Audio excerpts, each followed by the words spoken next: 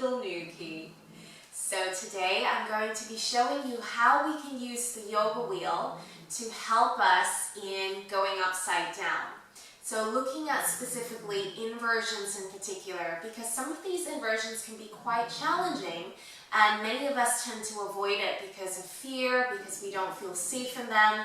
And so I'm going to be showing you a couple of postures here that you can practice using your yoga wheel to support you on that journey.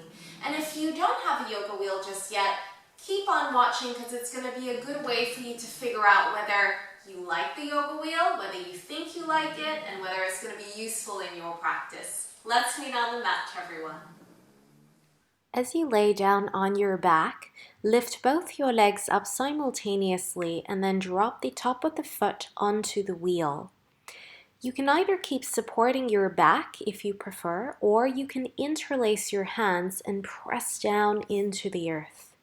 Possible options here is to lift one leg up into the sky, whilst you keep pressing the other toe down into the wheel to balance. And then you're going to come into sort of a one-legged shoulder stand.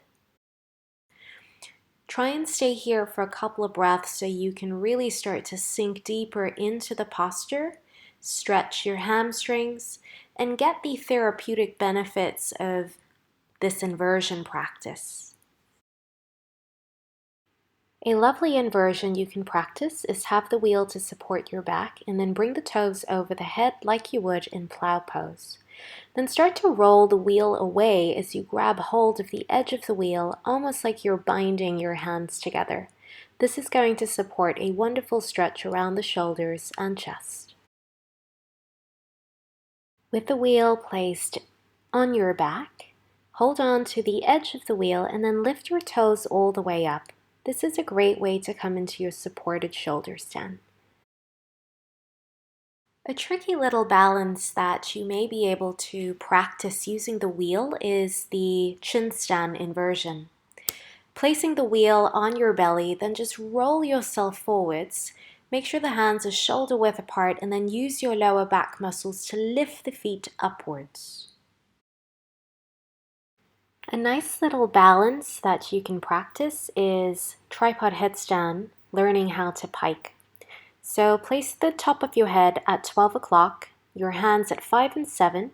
The toes are on the wheel at this point, and then when you feel ready, point the toes, lift them off the wheel. You need to try and send your bum back a tiny bit here and remain in your L-shaped pike. To strengthen your forearms and have a nice stretch in the shoulders, dolphin pose is a fantastic way to do just that. Start by walking in, tiptoe your feet all the way in, and then pressing down onto the forearms as you hold on to the wheel. Personally, I have found the wheel to be extremely beneficial to giving me the confidence to coming up into my forearm stand. Place your forearms on the mat, hold on to the edge of the wheel, lift your favorite leg, and then scissor the feet together. You can let the top of the head rest against the wheel here. I love using the yoga wheel to practice this backbend variation of my pincha practice. Again, same way as you come up into your normal pincha, just lift your favorite leg up, come into a split forearm balance, and then start to press into your forearms as you bend the leg that is over the head and see if your toes can come closer towards touching the wheel.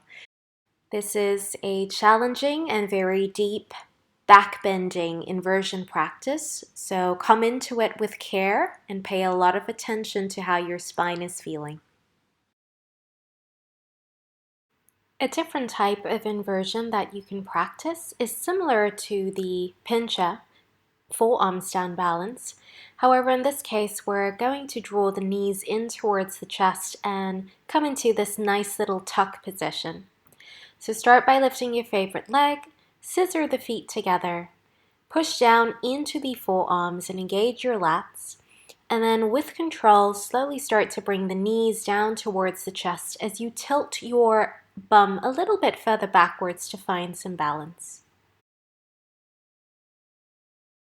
The wheel can provide a lot of stability for us whilst we are building the strength and confidence to try different types of leg variations in your forearm balance. A nice variation you can practice is Garudasana, or eagle leg variation. Bend one knee, crisscross the knee over the other, and maybe take a double bind if you want. Press down into the forearms and engage the core. Hi guys, I hope that you found that yoga wheel tutorial helpful for you and you know how to make the most out of this little prop. Be sure to subscribe to my YouTube channel for additional yoga tips and classes delivered directly to your inbox. In the meantime, stay safe. Namaste.